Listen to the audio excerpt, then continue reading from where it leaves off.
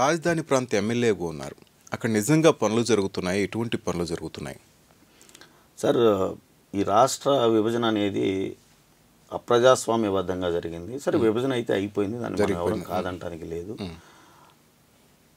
ప్రధానమంత్రి మోడీ గారు రాజధాని శంకుస్థాపనకు వచ్చారండి. గతంలో చంద్రబాబు నాయుడు గారు ఒక మాట అని ఉన్నారు, రాజధాని కట్టాలంటే 5 లక్షల కోట్ల రూపాయలు కావాలని చెప్పేసి డిమాండ్ చేశారు. అలాంటి చంద్రబాబు నాయుడు గారు మోడీ గారు శంకుస్థాపనకు వచ్చిన రోజున మోడీ గారు అక్కడి నుంచి ఢిల్లీ నుంచి గంగానదికి సంబంధించిన నీళ్లు తీసుకురావడం జరిగిందండి.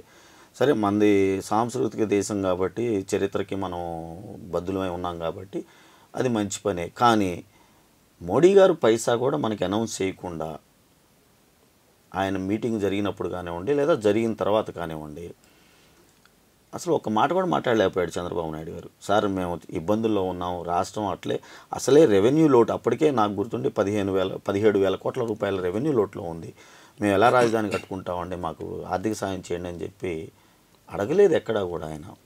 అంటే అలాంటి పరిస్థితి నుంచి ఈ రోజు వరకు కూడా, నేను గతంలో హైదరాబాద్లో శాసనసభ జరిగినప్పుడు మేము రైటింగ్లో అడగటం జరిగింది.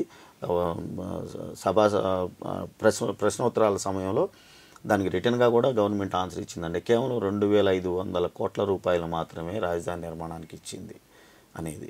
సరే, ఇప్పుడు తాత్కాలికమైనటువంటి సచివాలయం, తాత్కాలికమైనటువంటి అసెంబ్లీ నిర్మాణం జరిగింది.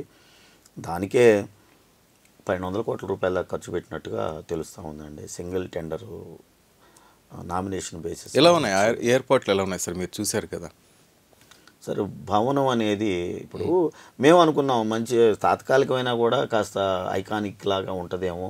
ఎందుకంటే మన దేశంలో అసలు ఇంజనీర్లే లేనట్లుగా, మన దేశంలోనే మంచి డిజైనర్స్ లేనట్టుగా చంద్రబాబు నాయుడు గారు దేశ విదేశాలు మొత్తం కూడా తిరిగి వచ్చి నేను డిజైన్లు చేస్తాను, తెస్తాను, కడతాను అని అన్నప్పుడు అందరూ అనుకున్నారు మంచిగా చేస్తాడు అని. అసలు అది ఒక హాస్పిటల్ బిల్డింగ్ లాగానో, ఒక యూనివర్సిటీ బిల్డింగ్ లాగానో ఉంది తప్ప దాంట్లో అసలు అది ఒక దేవాలయం అని, శాసనసభ అనేది దేవాలయం అని, లేదా సెక్రటేరియట్ అనేది ఒక పని చేయడానికి, ఒక ఉద్యోగస్తుడు పని చేయడానికి మోటివేట్ కల్పించే ప్లేస్ లాగా అసలు ఆ అట్మాస్ఫియర్ ఇంతవరకు క్రియేట్ చేయలేకపోయారండి. మీరు గమనించారో లేదో, అనేక మంది తెలుగుదేశం శాసనసభ్యులు, మంత్రులు కూడా వాష్రూమ్స్ సరిగా లేవు అని, గదులు చాలా చిన్న ఇరుకుగా కట్టారని బీజేపీ శాసనసభ్యుడు విష్ణుకుమార్ రాజు గారు చెప్పేశాడు.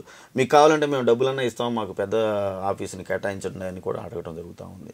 మరి ఇలాంటి చిన్న గదులు, ఇలాంటి వసతులు లేనటువంటి గదుల్ని మరి ఎలా యాక్సెప్ట్ చేశారో మాకైతే అర్థం కాలేదండి. అది మొత్తానికి చూస్తే ఒక ఐమాక్స్ థియేటర్ లాగా ఉంది తప్ప అసెంబ్లీ భవనం లాగా అనిపించలేదండి. మరీ విడ్డూరం అనిపించింది ఏంటంటే నాకైతే, శాసనసభ అనగానే ఒకవేళ చర్చించాలి, ప్రజా సమస్యలు అన్నీ నడుస్తూనే ఉంటాయి.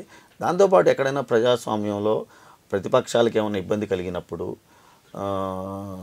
ఒక వినతిపత్రం లేదా మా నిరసన తెలియజేయడానికి ప్రజాస్వామ్యంలో ప్రతి అసెంబ్లీలో కూడా